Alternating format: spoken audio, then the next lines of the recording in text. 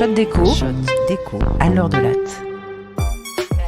Mon papa, né dans les années 30 dans la baie de Naples, était un homme chaleureux mais sensiblement sexiste quand il est arrivé à Paris. Ma mère, féministe avant l'heure, m'a souvent raconté ses sorties lunaires quand ils se sont rencontrés dans le Paris pré-68. Mon père pensait intimement que les femmes étaient moins intelligentes que les hommes et ne méritaient pas la même place. Il devait donc avoir un sacré charme pour que sa misogynie ancestrale fasse rire ma mère. Finalement, l'amour a fait effet car s'il n'a jamais lu Le Deuxième Sexe, il avait beaucoup évolué à la fin de sa vie. Je pense à mes parents, aux débats qu'ils ont pu avoir dans leur jeunesse quand j'entends des propos misogynes dans les médias. Je ne peux m'empêcher de penser que celui qui les tient a dû sacrément manquer d'amour.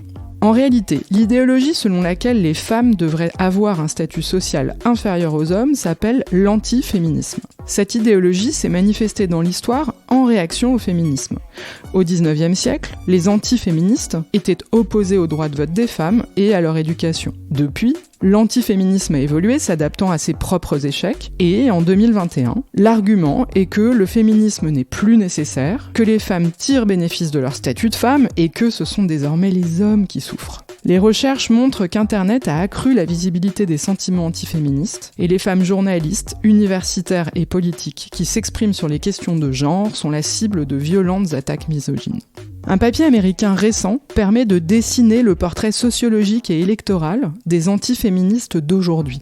Les chercheurs ont décortiqué les données de l'enquête électorale américaine ANES de 92 et 2016. Ils examinent le profil de ceux et celles qui s'identifient féministes d'une part et antiféministes d'autre part pour comprendre si l'antiféminisme est encore une réaction au féminisme ou si c'est devenu une identité sociale en soi.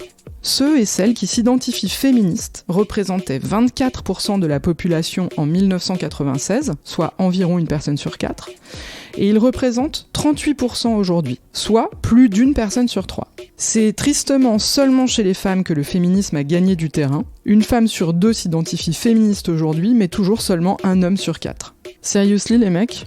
Si presque 2 personnes sur 3 ne s'identifient toujours pas féministes aujourd'hui, elles ne s'identifient pas non plus antiféministes. En fait, ceux-ci ne représentent que 16% de la population, soit une personne sur 6.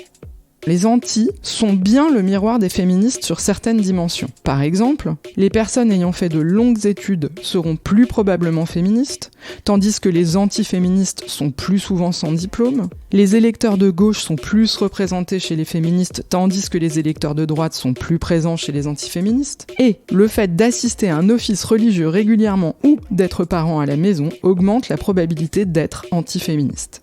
Un élément toutefois attire l'attention. Il n'y a pas plus d'hommes que de femmes antiféministes, soit une femme ou un homme sur 6 est antiféministe. En résumé, les antis sont minoritaires, ils sont moins éduqués, plus à droite et ils adhèrent à des valeurs traditionnelles. Cela explique sans doute qu'il n'y ait pas plus d'hommes que de femmes dans ce groupe, car être antiféministe est une identité sociale reposant sur des valeurs particulières. À présent, le résultat qui m'a le plus surprise. Les chercheurs ont partagé la population en 3 groupes, les féministes, les non-féministes et les antiféministes. Et ils ont déterminé quel groupe défend quelle politique publique. Eh bien, les 3 groupes adhèrent au même grand principe. Environ 9 personnes sur 10 défendent un salaire égal entre les hommes et les femmes, quel que soit le camp.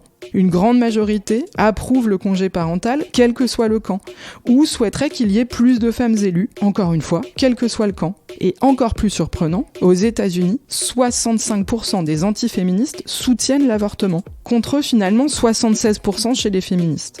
Autrement dit, les féministes ont gagné la bataille des idées. Respect les meufs. Et un dernier résultat pour la route, les travaux montrent que l'élection de Trump a suscité un nombre record de féministes se présentant aux élections locales suivantes. Allez-y les réacs, salissez le monde, on sera toujours là et on agira plus fort.